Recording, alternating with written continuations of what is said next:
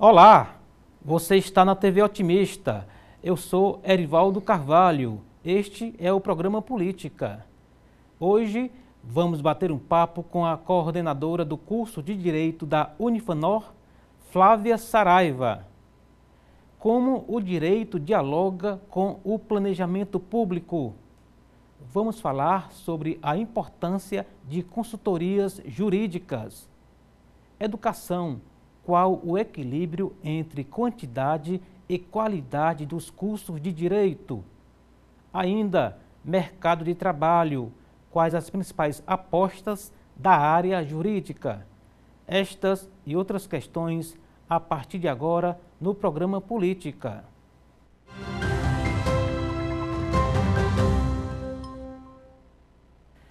Flávia Carvalho Mendes Saraiva é advogada. A convidada é mestre em Planejamento e Políticas Públicas. Flávia Saraiva é especialista em Direito e Processo Tributário. A entrevistada coordena o curso de Direito do Centro Universitário Unifanor. E é com a professora Flávia Saraiva que converso no programa de hoje. Professora, muito obrigado pelo convite aceito aqui por parte da TV Otimista, do Grupo Otimista de Comunicação, especialmente aqui para o programa Política. Tudo bem com a senhora? Tudo bem, Erivaldo. Como tinha falado, sou sua telespectadora assídua, eu sempre assisto o programa. Que bacana, isso aumenta a nossa responsabilidade, inclusive porque tem um público na área jurídica, Sim. Na área da política, que acompanha e que sempre está aqui colaborando, nos ajudando a entender esse mundo fascinante do direito, hoje muito diversificado, Sim. muito profissionalizado. E fora aqui da gravação, a senhora falou do doutorado que acabou não entrando aqui na apresentação. A senhora Sim. também é doutora em Direito. Sim, doutorando em Direito Constitucional pela Unifor, estou só finalizando as questões de tese, Sim. Mas já concluí, só finalizar agora com chave de ouro. Então a tese está ali quase dobrando a esquina. Está quase dobrando. Já na realidade está batendo na porta, só falta agendar a defesa. Sim. Qual é a área de aprofundamento da senhora nessa tese? Rivaldo, a minha área, ela tem muito a ver com direito público porque eu estudo orçamento. Então, assim, a gente está até um tanto quanto... o orçamento está sempre aparecendo agora na mídia, arcabouço fiscal, sim, né? As questões relativas aos orçamentos, o orçamento para o ano que vem, Isso. o gasto com políticas públicas. Então, a minha tese é voltada para orçamento público. E aí parte de uma provocação Sim. real, obviamente, né? Sim. Do dia a dia do Brasil, né? Isso. A questão se o que é arrecadado é gasto e como é gasto, né? Então, é isso que eu discuto dentro da minha tese de doutorado. A gente tem no Brasil uma complexidade de lei, todo ano é um desafio. Já houve anos, inclusive, recentes, em que o governo começou a rodar sem orçamento aprovado. É uma loucura, né, professor? Isso é importante, que independente de governo, se é do governo A e do governo B, essa é uma política que vem acontecendo desde o Brasil Império. A gente, nesses estudos que a gente vai se aprofundando, a gente vai ver que os orçamentos, eles são tratados, assim, às vezes com pouca importância, sem a participação efetiva de quem é o maior interessado, que é a população, né? Então, os orçamentos, eles têm muito uma relação com a política daquele governo. Se o governo ele investe na política X, ele destina uma verba para a política X. Se o governo investe na política Y, ele investe para a política Y. Isso. Então, nesse sentido, os orçamentos, eles são uma meta, né? Do quanto se pode gastar. E aí, obviamente, que essas escolhas, elas são feitas pelo Executivo, depois votado pelas casas legislativas, e aí, ao final, fica um orçamento e uma meta para se gastar. Lei de responsabilidade fiscal, né, que a gente também ouve muito falar, um marco para responsabilizar criminalmente, né, o gestor que não trata bem desse orçamento, que não cumpre com aquilo que foi orçado. Isso tem várias repercussões políticas, repercussões jurídicas também, né? Exatamente. Professor, eu acho que os meus primeiros cabelos brancos nem tinham nascido quando eu já ouvia falar que orçamento público é uma peça de ficção. Essa frase ainda faz sentido hoje no Brasil atual? Eu não gosto muito dessa frase de ser uma peça de ficção. Não sei se é porque, como eu sou uma pessoa que estuda orçamento e eu gosto do dever ser do direito... Mas já deve ter ouvido falar demais. Lógico, o dever ser deve ser assim, né? Mas com a lei de responsabilidade fiscal, eu creio que há uma maior responsabilização do gestor nessa feitura do orçamento. Foi uma virada de página? Foi uma virada de página, sim, porque antes você fazia o orçamento de qualquer jeito, né? Se fazia o orçamento de qualquer jeito, e como eu falei, o orçamento tinha até uma relação muito grande com a política do governo. Sim. Então, o que é que acontece? Então, por isso que é como você falou, né? É uma ficção. A gente fala que o orçamento ela é um planejamento, né? Um planejamento do que vai ser arrecadado, que também é uma ficção, porque se planeja que naquele ano vai se arrecadar tanto. Projeta-se as receitas. Isso, projeta-se as receitas, projetam-se as despesas, e aí o orçamento é uma meta. Não e aí, combina com o cenário externo. Isso. E aí eu sempre gosto de citar para os meus alunos esse exemplo da pandemia. Quem é que imaginou que orçou um orçamento de 2019 para o ano de 2020, né? Porque o orçamento ele é feito sempre no ano anterior, e que em 2020 a gente ia ter uma pandemia. É verdade. Agora sim, a pandemia é um caso absolutamente totalmente atípico, né? Sim. Porque anos saem, anos entram e os governos geralmente ficam a dever junto aos tribunais de contas, sim, junto a projetos, a programas, né? Inclusive, algo que aqui na nossa seara política a gente percebe muito, professora, é que em anos ímpares os governos seguram um pouco, né? Anos pares, quando tem eleição, a coisa corre mais solta. A senhora percebe essa ondulação, dependendo do ano, do interesse político, do ponto de vista do orçamento? A própria regulamentação dessa área do direito, que a gente chama de direito financeiro, né, que no que tange a questão da organização das finanças públicas, sim, ela permite essa mudança no orçamento. Em que perspectiva? A gente tem, obviamente, o texto constitucional, que vai estabelecer as diretrizes básicas do sistema financeiro do nosso país, né, do direito financeiro. A gente tem a lei de responsabilidade fiscal, que ela, querendo ou não, ela acocha ali a atuação no sentido de que ela limita, ela é um instrumento limitador também, e ela avisa para o gestor, olha, não faça isso, não faça isso, não faça isso. Mas eu tenho 3 outros instrumentos que são muito importantes. Eu tenho a LOA, a Lei Orçamentária Anual, né, que é o planejamento propriamente dito, né? Eu tenho a LDO, Lei de Diretrizes Orçamentárias, que vai dizer o seguinte, olha, essas são as diretrizes para você gastar. Eu tenho o PPA, que é o Plano Plurianual, que é um orçamento de gestão. Isso. Então, por exemplo, quando um governo, seja presidente, seja o prefeito, ou seja, o governador, ele entra, ele faz o PPA, o Plano Plurianual, que é o plano para a gestão dele. Que é ali uma baliza. Ali, que é uma baliza. Então, é um plano de médio a longo prazo, diferente, por exemplo, da LOA, da Lei Orçamentária Anual, que é para especificamente aquele ano. Do exercício. Isso. Então, naquele primeiro ano, ele pega o ano do gestor anterior. Então, assim, é bom quando ele é o que vai se reeleger, né? No caso, quando ele se reelege, porque se ele se reeleger, ele dá uma continuidade àquela política, né? Mas quando é de uma outra, né, de um outro partido ou de uma outra ideologia, tem essa quebra. Só que o que acontece? Ele tem que cumprir o orçamento deixado pelo último mandatário. Dele é daqui para frente. Exatamente. Né? Então, assim, políticas que ele pensou em implantar, que ele desejaria implantar, ele não vai conseguir porque aquele orçamento não foi feito por ele. Exatamente. Né? Então, o primeiro ano sempre é um ano meio fraco, né? É um ano que não temos tantas políticas novas ou tantas promessas cumpridas, porque ele não tem como fazer isso. Exatamente. E aqui ali dá confusão, principalmente quando o sucessor é adversário do que deixou, né? Porque aí tem aquela polêmica dos restos a pagar, deixou conta em aberto, mas cadê o dinheiro? Porque quem sai tem que deixar o dinheiro em conta empenhado, para responder às dívidas em aberto. É mais ou menos assim. É mais ou menos assim, isso. E aí tem toda uma questão aqui que a gente ia passar horas discutindo, né, que é a questão da fiscalização pelo Tribunal de Contas, né, das medidas judiciais, de como é que é a perspectiva do governo anterior, como é que ele tratava determinadas políticas, como é que o atual governo vai tratar outras. A gente, quando estuda políticas públicas, a gente gosta sempre de fazer uma diferenciação do que é política de governo e do que é política pública. Né? Política de governo é aquela política que a gente olha e diz o seguinte, né, essa política ela só aconteceu naquele governo A, no governo B, no governo C, ela não dá continuidade.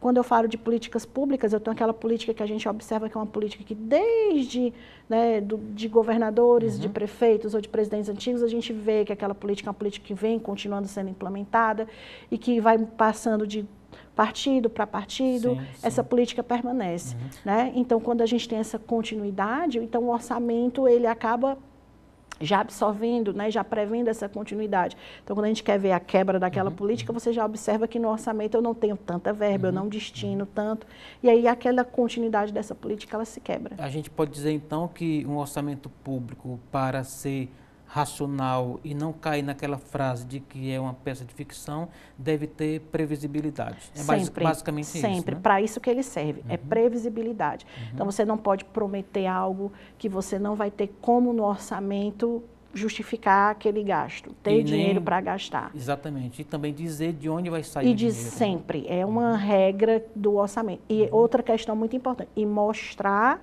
para a população, daí o princípio da transparência, né? Se vocês entrarem nos portais das transparências da Prefeitura, do Governo do Estado, da União, no portal da transparência a gente tem todos esses gastos, né? Eles devem estar presentes para que a população também faça esse controle. Porque um dos principais controles de políticas públicas é o nosso, é o feito pelo cidadão, que um instrumento também de controle é o nosso voto. Então, quando a gente, por exemplo, elege ou não elege um prefeito, um governador, um presidente da República, é porque a gente também não concordou com essa gestão dele. Né? E o portal da transparência é um instrumento que a gente pode utilizar para a gente ver, peraí, o meu governador prometeu isso, o meu prefeito prometeu isso, meu presidente, como é que ele trata a educação, como é que ele trata a saúde, quanto é que ele gastou? Exatamente. Né? A propósito de exercício da cidadania, muito bem lembrado pela senhora, geralmente o político ali que quer ser mais pedagógico, meio que compara o orçamento do governo, da gestão, com o orçamento doméstico, né? Não se deve gastar mais do que se ganha, né? Toda dona de casa sabe disso, né? Por isso que algumas vão com a listinha ali para o supermercado. Essa comparação, ela é válida porque gestão pública é algo muito mais complexo, com uns diferenciais. Mas há alguma similitude com o orçamento doméstico, doutora? Eu não gosto muito de fazer essa comparação, né? Porque o que é que acontece? Tudo que compõe o orçamento, as receitas, as despesas, né, os créditos, ou seja, a perspectiva de você conseguir empréstimo, operação de crédito, né, tudo que o Estado faz, elas também são provisionadas. Então, por exemplo, eu não posso dizer, a gente sempre observa, se você abrir o portal da transparência do Governo do Estado, o Governo do Estado lá vai ter o quanto foi orçado, o quanto foi arrecadado. E provavelmente no orçamento você vai ver que pode ter uma discrepância do quanto foi orçado do quanto que foi arrecadado. Então, eu orço que eu vou receber tanto de receita. É diferente de mim que sou empregada e que lá no final do mês eu sei quanto é que eu vou receber de salário. Sim. Meu salário está lá. Se eu tiver algum extra, seja de gasto ou de despesa, mas eu sei do quanto é que eu vou tirar. Entendi. No orçamento público, a gente não tem muito essa... É uma previsibilidade, mas não é uma certeza. É mais expectativa mesmo. É mais né? uma expectativa, porque eu sempre gosto de falar da questão da pandemia, porque é muito emblemática.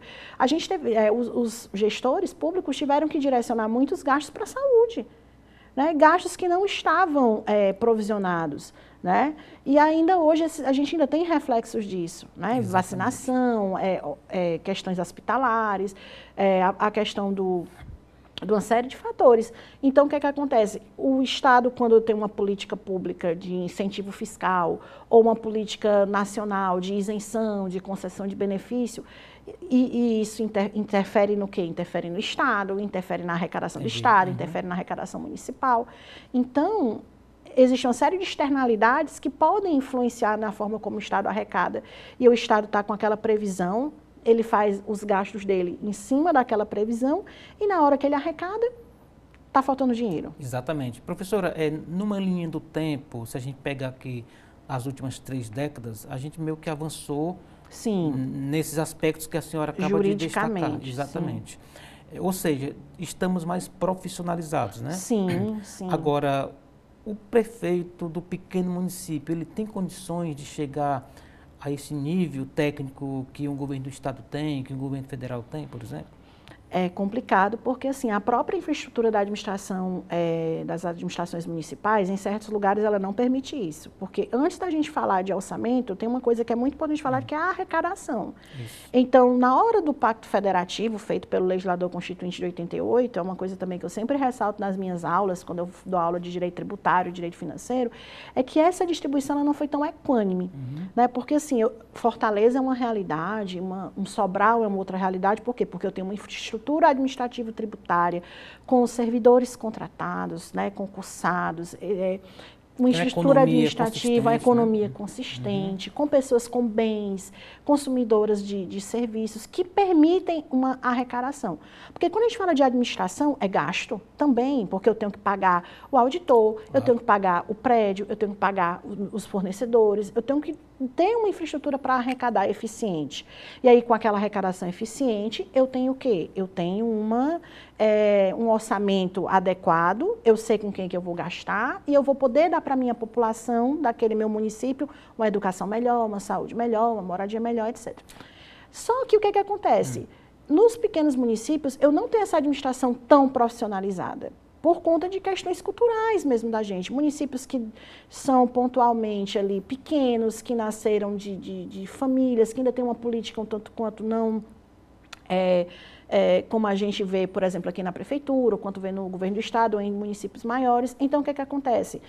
Essas pessoas, elas não têm a sua propriedade de terra, né? Elas não têm o título ali da sua casa, né? do município mesmo, não rural, urbano, né? Do IPTU. Sim.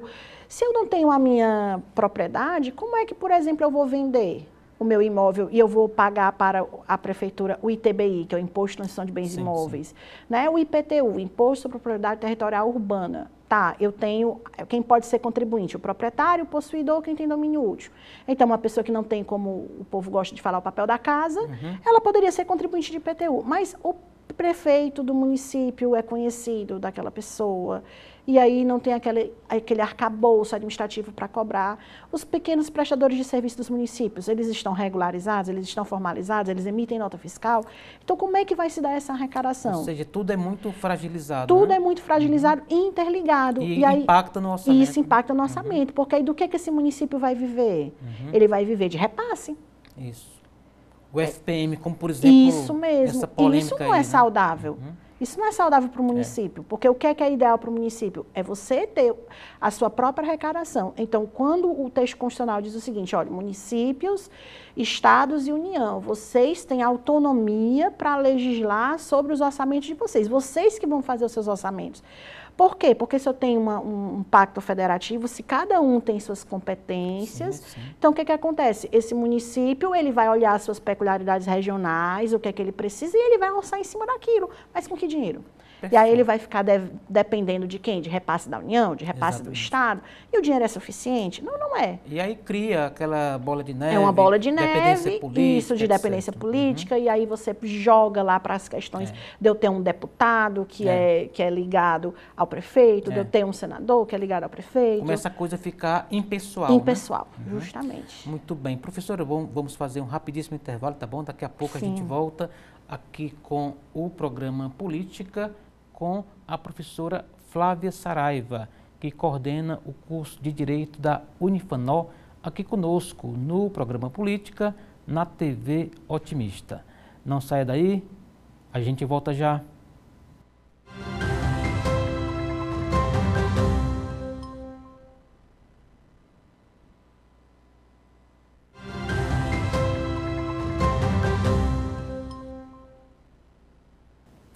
Estamos de volta para o segundo bloco do programa Política de hoje.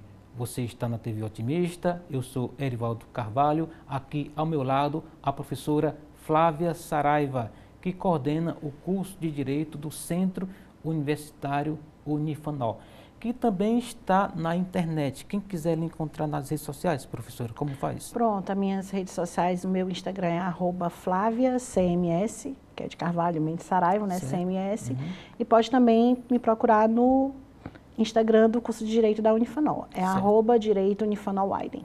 Se chegar lá no Instagram, colocar Direito Unifanó, vai, né? Vai sim. Tá bom. Daqui a pouco a gente repete para quem ainda não anotou.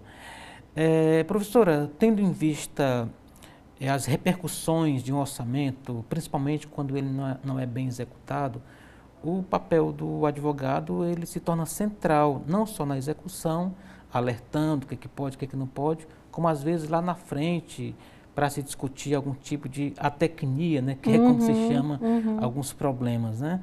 Fale um pouco sobre o papel de uma consultoria jurídica, não só para grandes gestões, mas às vezes para um prefeito que não tem uma equipe Sim. qualificada, que às vezes recorre a um escritório de contabilidade, uma consultoria jurídica, etc. Isso. Erivaldo, é o seguinte, o direito financeiro ainda hoje, por incrível que pareça, ele é um ramo do direito que tem poucos advogados que estudam a área do direito financeiro, né? Então, o que é que acontece? O que a gente vem observando muito é realmente essa procura dos pequenos prefeitos, né, das gestões dos pequenos municípios, para consultorias desse tipo, por conta principalmente de projetos, né, para receber investimentos por conta dessa insuficiência de arrecadação, né? Então, o que é que a gente vem observando? Tem os advogados que atuam nessa área do direito público, no direito tributário, no direito constitucional, no direito administrativo.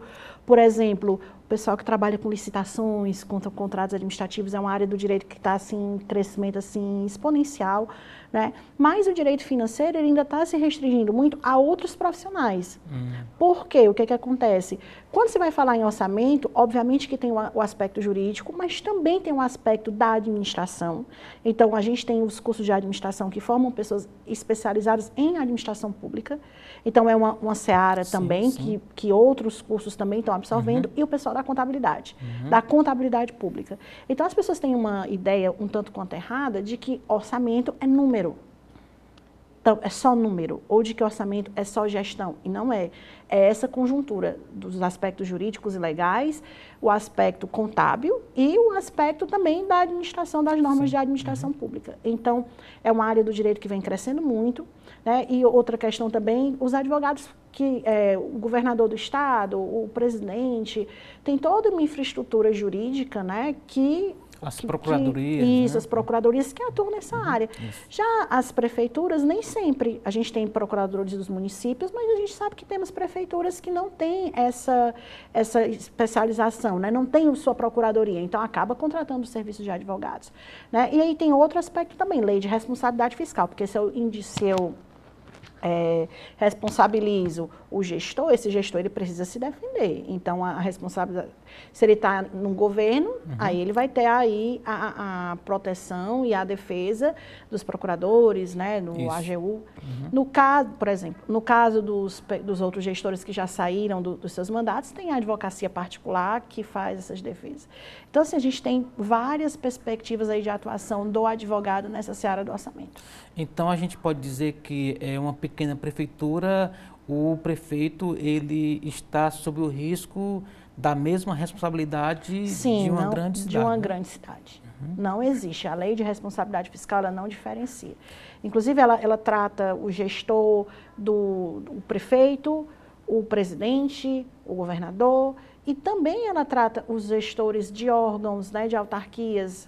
Também eles são gestores do dinheiro público que é repassada para aquele órgão, né, para aquela secretaria, né? Então, ele também tem responsabilização. Entendi. Professora, o Brasil debate um novo Código Tributário e sempre se recorre àquela imagem de que a União arrecada muito, chega aí em algumas situações a quase 70%, coisa ali de 25% ficam com os estados, e as prefeituras um pouco ali rodando os 15%. Quer dizer que naquele pacto federativo, esses índices são absolutamente fora da realidade. Daí tanto prefeito indo a Brasília de pires na mão. Na perspectiva da senhora, qual é a chave que deve ser virada para que esse tipo de gargalo seja superado? Essa é uma questão tão complexa, porque assim, ainda muitas águas vão rolar nessas discussões ainda da reforma tributária. Por quê? Porque se eu tenho um pacto federativo que reparte as competências entre União, Estados, Distrito Federal e municípios, tanto para competências para legislar, quanto para execução de políticas públicas, né? Porque todos eles têm responsabilidades em relação à saúde, educação, moradia, cada um dentro da sua seara. E a competência tributária ela também foi repartida. Se cada ente precisa cumprir com suas obrigações segundo a Constituição, eles têm que ter uma fonte de receita para isso, que é a grande maioria a arrecadação, né? 99% é da arrecadação. Então, muita gente questiona essa repartição desigual das receitas tributárias, né? Então, o texto constitucional de 88, ele deu para a União uma maior possibilidade de exigir tributos, então a União ela pode exigir todos os tributos das 5 espécies, né? impostos, ela tem uma maior quantidade de impostos para exigir, inclusive criar impostos novos, a gente chama aí de impostos residuais, né? Ela pode exigir taxa, ela pode exigir contribuição de melhoria, empréstimos compulsórios, só ela pode exigir, e as contribuições, ela pode exigir todas as contribuições, né? Com um fator determinante de que as contribuições, ela não é obrigada a repassar para os outros entes, a dividir, né? E aí a gente tem os estados podendo exigir só três impostos, né? O IPVA, o ICMS e ITCD, que é bem polêmico, né? E taxas e contribuições de melhoria, e os municípios também impostos, IPTU, ISS e o ITBI. Se a gente pegar ICMS, que é o do governo do estado, né, que o estado pode exigir, e o ISS do município, a arrecadação praticamente se concentra toda nesses dois tributos, né? Os outros tributos têm uma situação menor. E aí o que é que acontece? A própria Constituição reparte essas receitas, né? As contribuições sociais, contribuições previdenciárias, a gente também tem um repasse que a União faz, né, para os estados, para os municípios, mas mesmo assim muita gente questiona essa desigualdade. E aí o que seria o adequado? Uma repartição, né, segundo as pessoas, né, questionam, uma repartição mais isonômica. Por quê? Eu sou favorável que o município deveria ter uma maior, isso é uma opinião minha particular, que o município deveria ter uma maior arrecadação. Por quê? Porque a gente vive no município. Exatamente. A educação básica é competência do município, a saúde básica. Praticamente tudo foi municipalizado. Tudo acontece dentro do município, né? Tudo é municipalizado, Exatamente. né? E aí, num município grande, que tem uma arrecadação robusta, como Fortaleza, a gente consegue observar que esses direitos estão sendo garantidos aos cidadãos. Mas em pequenos municípios, a arrecadação até impede a gestão municipal, porque também não vou ser aqui, não vou dizer que os prefeitos não fazem, porque eles fazem, eles têm muita dificuldade. Porque de onde é que eu vou tirar esse dinheiro? Exatamente. Ou tem que recorrer àqueles convênios, e aí já é uma tratativa mais política. Isso. É questionável, inclusive, um município pobre tendo de recorrer, às vezes, até a um adversário político, porque senão aquele serviço para, né? Isso. E isso recorre historicamente a essa arrecadação. Então, tem que haver uma eficiência na arrecadação. Eu não posso exigir, por exemplo, que um município tenha uma eficiência de arrecadação se ele não tem uma infraestrutura de administração tributária, né? Então, você vai vendo que como você falou anteriormente, é aquela bola de neve. Então, eu não tenho um prédio, eu não tenho um fiscal, eu não tenho uma infraestrutura tecnológica. E aí, como é que eu vou exigir uma arrecadação eficiente comparada com, por exemplo, a do governo do estado, que tem uma arrecadação eficientíssima, um estado super saudável, o nosso? Como é que eu vou exigir de um pequeno município que ele tem uma infraestrutura de fiscalização, de arrecadação, como a União tem com a Receita Federal, por exemplo? Exatamente. É desigual, né? Exatamente. Sobre um dos pontos, né, da reforma tributária, vai se discutir, provavelmente mais cedo ou mais tarde, é aquela dualidade entre imposto regressivo e imposto progressivo, né? Como que esse debate entra na avaliação da senhora como professora de Direito? A questão da regressividade e da progressividade na tributação, Isso. ela decorre do princípio da isonomia, né? Vamos tratar os iguais de forma igual e os diferentes de forma diferente na medida das suas igualdades. O que é o imposto progressivo? Sou eu tributar mais quem tem mais renda. Isso. Né? Que é o lógico. Que é o lógico. O racional. Né? E o que é o imposto regressivo? O imposto regressivo, ele acaba sendo uma medida que é utilizada para aumentar a arrecadação. Por quê? Porque a gente tem um país, querendo ou não, que a gente sabe que o nosso país é um país pobre. Então, se eu for tributar exclusivamente renda e patrimônio, eu vou tributar quem? Exatamente. Da classe média. A classe baixo, alta, né? E a classe média. Isso. E a classe média, que é uma classe que, de uns 3 anos para cá, vem empobrecendo, né? Vem reduzindo seu poder de compra. Então, eu vou tributar o quê? Serviços e bens de consumo, que é o que a gente chama de tributação regressiva. Que é basicamente a realidade. Que é a realidade. Atual, né? Então, o que acontece? Então, mesmo a pessoa que não tem capacidade contributiva, que é a capacidade para contribuir para a arrecadação, ela acaba sofrendo o impacto dessa arrecadação. Porque se você vai, por exemplo, comprar um refrigerante X, você vai pagar o mesmo valor pela latinha do refrigerante que uma pessoa que recebe, por exemplo, um auxílio do governo. Entendi. Não existe essa diferenciação, né? Então, qual é o papel dessa reforma? É tornar essa tributação uma tributação mais equânime. Não é que vai deixar de cobrar tributos, mas quem é que precisa pagar pela regra do texto constitucional é quem tem mais condições de pagar. Como, por exemplo, os rentistas, os acionistas? Também. Mas todo aquele que tem patrimônio e renda tem que contribuir. O nosso sistema tributário é fundado na solidariedade, né? Sempre eu brinco muito com os meus alunos. Eu digo, gente, se a gente quer ter um país, por exemplo, que tem saúde, educação, que não tem violência, a gente precisa contribuir para que todas essas políticas elas venham acontecendo, porque a gente vai ter um impacto nisso no futuro. Então, se eu tenho a educação, por exemplo, eu vou ter uma possibilidade de ter emprego para todo mundo. E aí a carga tributária vai provavelmente diminuir. Por quê? Porque eu vou ter mais gente trabalhando. Então, isso é uma perspectiva, por isso da concessão de benefícios fiscais, por isso da concessão de um tratamento diferenciado. Por quê? Porque eu posso não ter a tributação direta, mas indiretamente eu posso gerar emprego, eu posso gerar renda. E isso também gerar reflexos de arrecadação para o Estado, aqui Estado no caso, para o governo, né? Entendi. E isso, na teoria, assim, faz muito sentido. Agora, na prática, nós temos um país com uma das cargas tributárias mais altas do mundo, com serviços muito ruins. A classe média, para ter saúde, paga 2, 3 vezes a educação, ida e transporte. Ou seja, a gente paga transporte para a gente e para os outros, educação para a gente e para os outros, tendo em vista aí a função distributiva do Estado, como a senhora fala. Quer dizer que essa teoria aí, ela se encaixa nessa realidade brasileira, a realidade do dia a dia?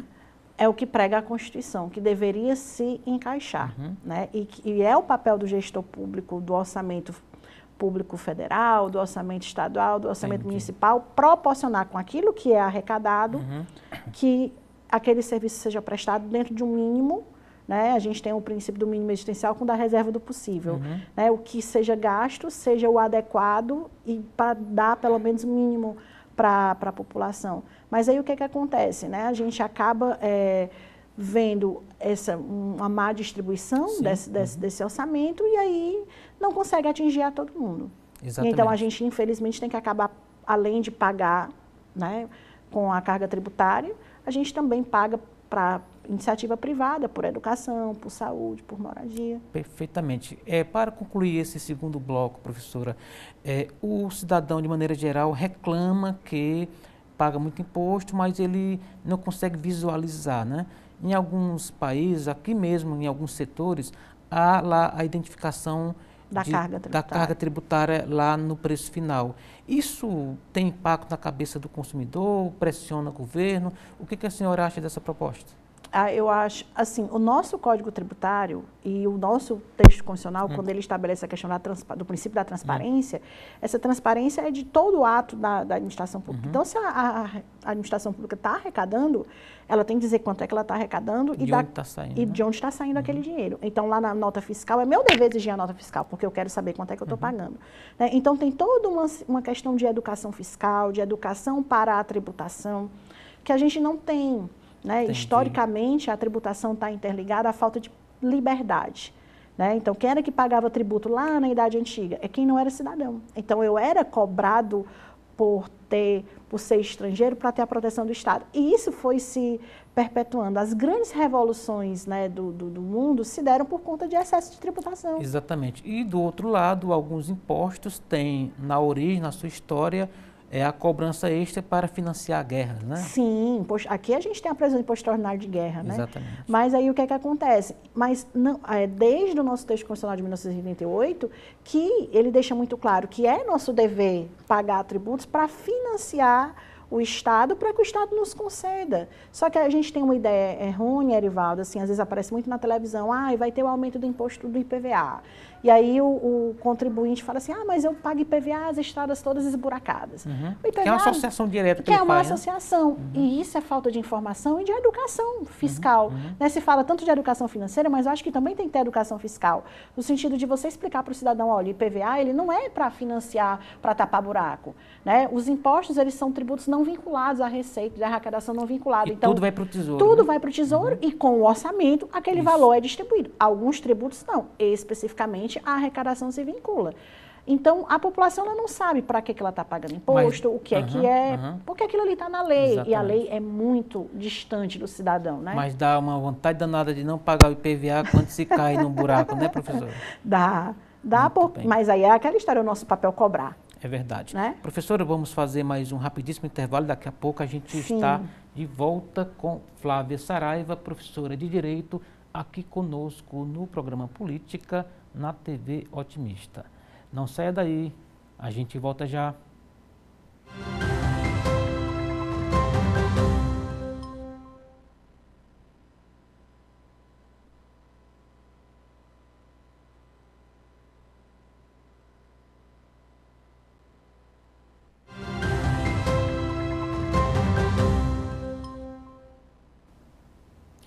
Estamos de volta para o terceiro e último bloco do programa Política de hoje.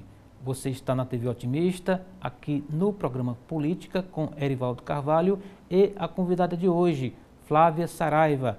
Ela é advogada, coordenadora do curso de Direito da Unifanó, do Centro Universitário Unifanó, e que também está na internet. Como faz? Quem não anotou da primeira vez, professora? Pronto, minhas redes sociais, Flávia CMS, né, @Flávia CMS, e a rede da Unifanó, Direito Unifanó Widen. Como está a Unifanó, o Centro Universitário Unifanó, professora? Nosso curso, nossas aulas retornaram agora no início de agosto, os corredores cheios, né? A gente tem 2 campi dentro do curso de Direito, a gente tem o campus Dunas e o campus Bezerra de Menezes, sim, ali por trás ali do Detran da Bezerra, aliás, na frente do Detran da Bezerra, né?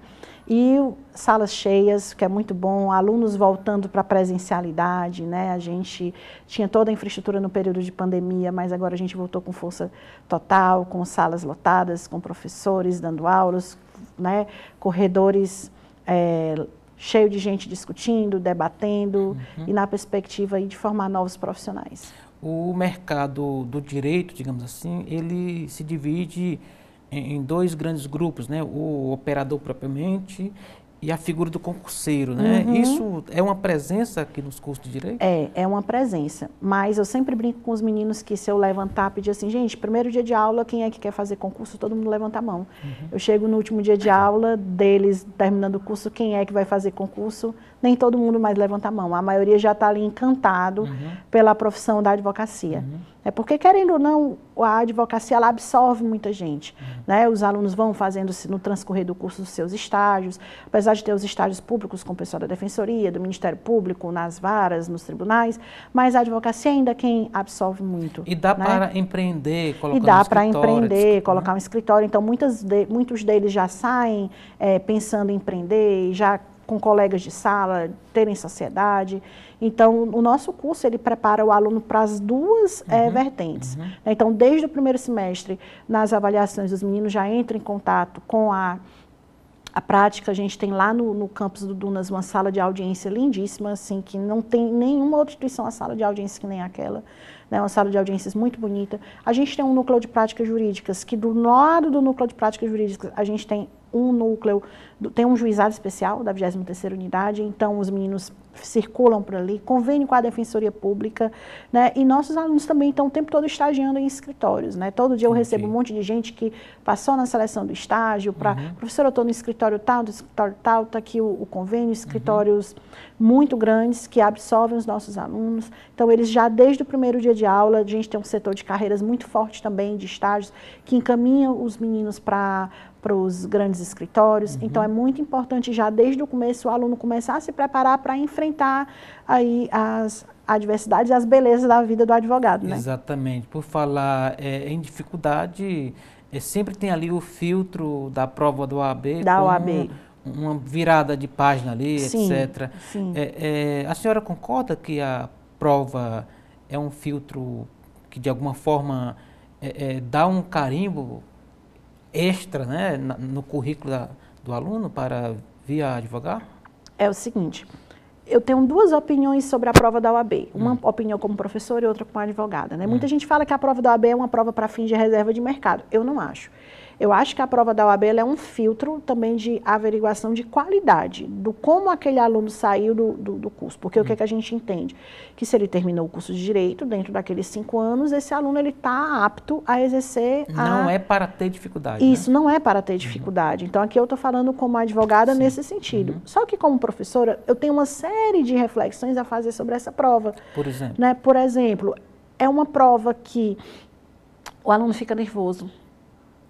já se cria aquela tensão, aquela expectativa. Então, tem gente que não se dá bem em provas daquele tipo, né? Então, às vezes é um momento, aconteceu um acidente, uma questão na família, o aluno fica nervoso. Então, prova como instrumento avaliativo é importante, mas ele é um momento pontual. Então, naquele dia aquele aluno estava bem. Eu já peguei vários casos de alunos excelentes que, por conta de nervosismo, não conseguem passar na prova. Mas é um instrumento que se tem para avaliar, né? E a prova da OAB, Erivaldo, é uma prova que ela não é difícil. Por quê? Porque ela é uma prova com fundamento na lei, que é uma coisa que todo santo dia eles têm contato. E que está lá na grade curricular. E que está lá na matriz né? curricular deles. Então, qual é o grande problema do aluno? É que o aluno, às vezes, ele deixa para se preparar para essa prova só naquele momento. Então, essa preparação para o exame da ordem, ela é uma preparação para a nossa vida como advogado. Então, eu tenho que ser um bom aluno ali na disciplina, eu tenho que estar lendo a lei, porque a prova da OAB ela não cobra nada do diferente do que é dado em sala de aula.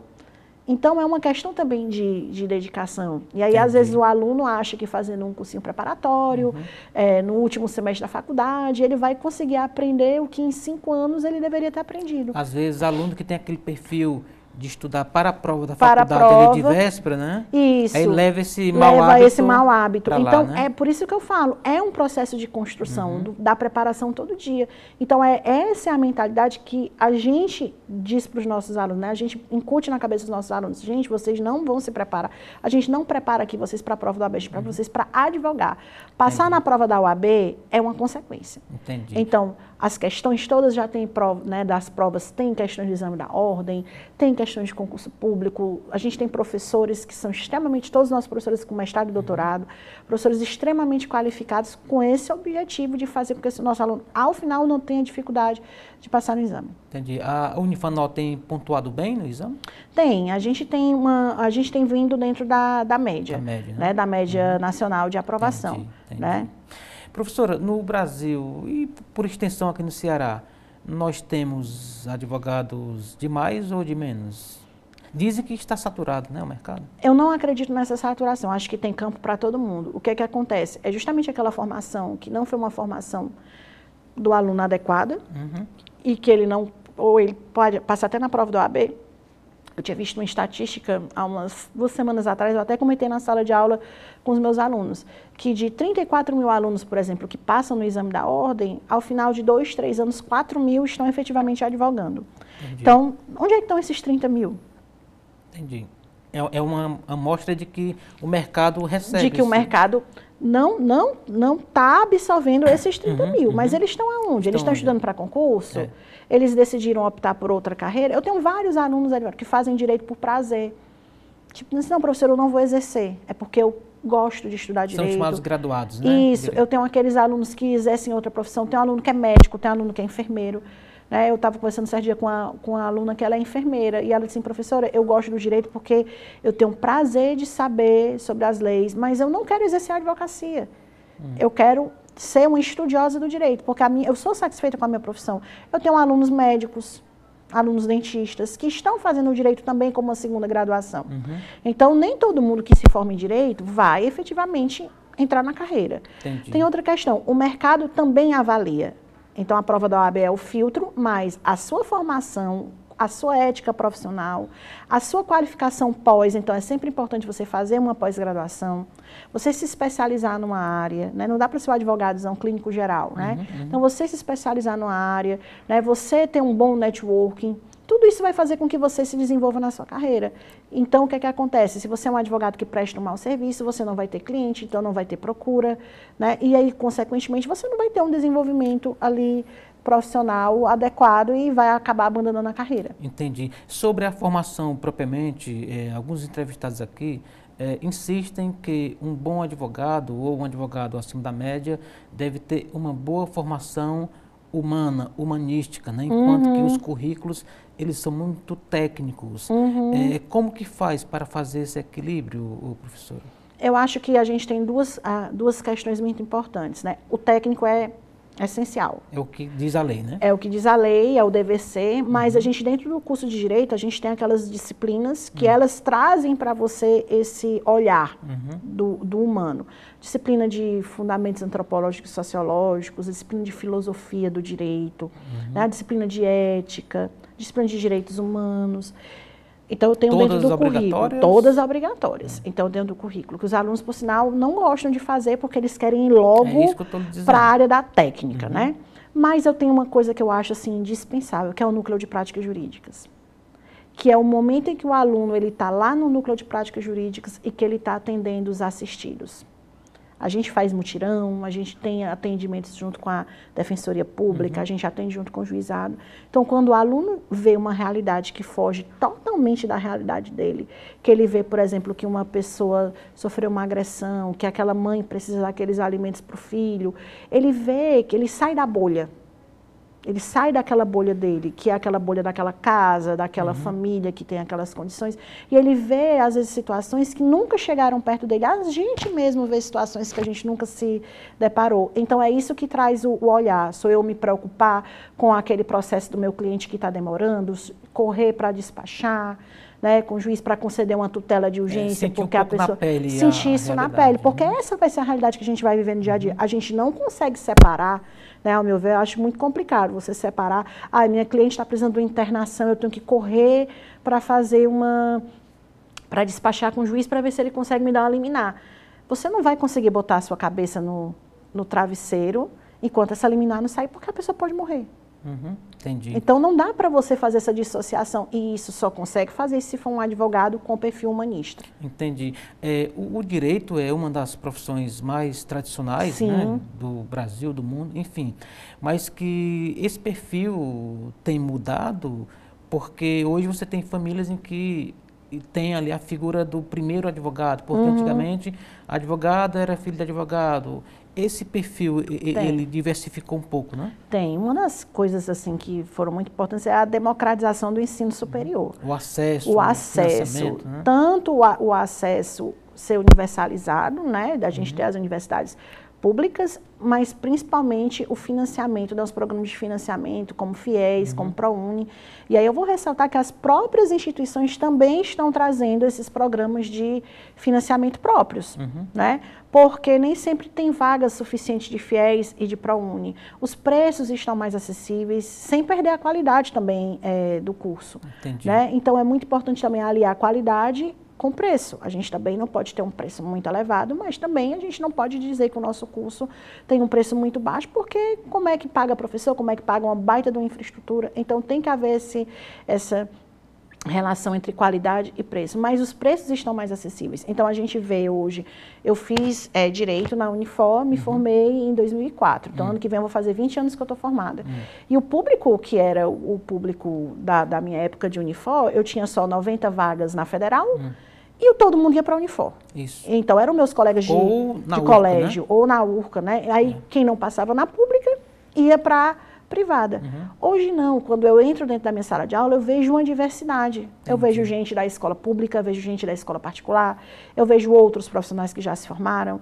Então, eu tenho uma democratização desse ensino, no sentido de dizer, olha, aquele aluno ali do direito, ele vem de uma comunidade, é um aluno que vem do interior. Outra coisa também muito interessante é a possibilidade de novas instituições de ensino superior no interior, né? Então, você vê instituições que estão ali no litoral, que estão em Sobral, Sertão Central, e que fazem com que aquelas cidades, elas recebam esses profissionais, torne o acesso à justiça, que é o papel do advogado, é facilitar essa justiça mais próximo, né? Então, é muito bom para a população a gente ter faculdades, cursos de direito próximos. Porque a interiorização, inclusive, fortalece a própria categoria, a própria OAB, né? Sim. Legal. Professora, gostei demais da conversa. Eu também. Apareça outras vezes, tá bom? É sempre uma satisfação, como eu falei aqui no início da nossa entrevista, bater um papo com quem nos ajuda a entender esse mundo fascinante aí da justiça, do direito e também da vida pública, né? Falamos aqui bastante de orçamento público, por exemplo. Os nossos agradecimentos, a sua mensagem final. Lembrando, deixa aí as suas redes sociais, tá bom? Tá, eu que agradeço o convite, aí eu já estendo o convite também para os telespectadores para conhecerem o campus da Unifanol, né, no campus Dunas, ali na Santos Dumont, e campus Bezerra, na Bezerra de Menezes, o campus lindo, com uma infraestrutura maravilhosa. Temos vários outros cursos além do curso de Direito, temos enfermagem, nutrição, fisioterapia, gastronomia, e é um prazer sempre, podem contar comigo, só me chamar que eu venho aqui conversar com vocês de novo. Legal, e como lhe encontra nas redes sociais? @FláviaCMS, que é meu Instagram pessoal, particular, e @Direito Unifanol Aiden, que é o Instagram do nosso curso. Legal, professora, muito obrigado. Eu que agradeço. Até a próxima. Até a próxima. E assim chegamos ao final da edição de hoje do programa Política. A todos o nosso muito obrigado pela companhia. Até o nosso próximo encontro. Forte abraço.